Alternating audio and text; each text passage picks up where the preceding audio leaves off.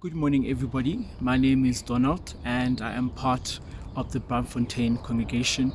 And this morning, I have the honor of sharing today's devotion with you. Today's devotion will be from Psalm 37, verses 3 and 4, which reads as follows: Trust in the Lord and do good. Dwell in the land and befriend faithfulness. Delight yourself in the Lord, and He will give you the desires of your heart. The bigger picture here is just the faithfulness of God. This year was a very difficult year for most of us. I know for myself it was quite a difficult year, whereby actually both my folks were infected with COVID-19, and which resulted in me losing a parent to COVID-19. And I've always heard or read quotes about how the only thing that is constant in life is change.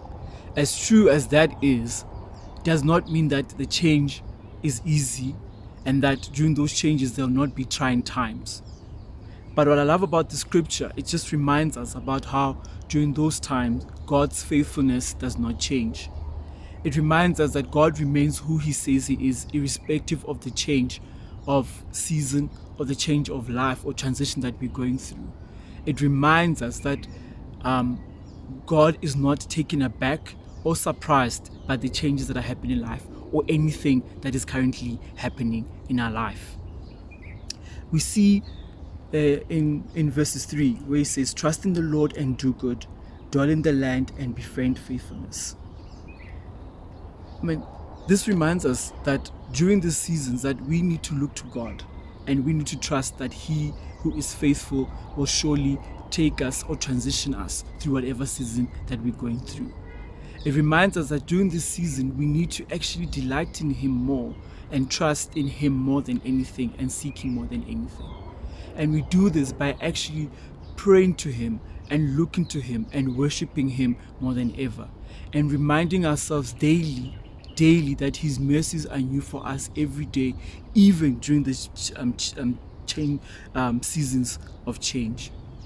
And sometimes it's very difficult during a time when you're facing a storm or during a difficult period or season in life to sometimes even pray for yourself.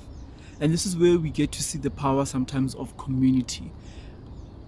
When you're part of community or accountability groups, people come and they pray for you and they listen to you and they actually check up on you, which is massive, which is something I experienced during this season, whereby people were constantly praying for me and where people were constantly checking up on me. When I couldn't do it myself, I knew there were people around me, a community around me who was praying for me. My growth group was there throughout this season, constantly being there and supporting me through this season. So it actually also reminds us that sometimes, or if not all the time, it's also very important to be part of community, especially in this journey that we are in. And that sometimes when you don't have the faith for yourself, there's others who are praying for you and have got the faith for you that God will actually take you through the season. In verse 4, He says, delight yourself in the Lord and He will give you the desires of your heart. And when we are delighted in God, it means that our hearts find peace and fulfillment in Him, regardless of the season of life that we're going through. And once the season is over, because we're delighting and our hearts were completely dedicated to God, we will look back and just say, oh, but God. And when we look back, we'll see how faithful He was, how trustworthy He was, and how all those promises that He promised, He actually fulfilled. And that is actually a massive faith stirrer for us in our lives. And also when we dwell on God's faithfulness, and we let it nourish our souls, our faith and trust in Him grows massively.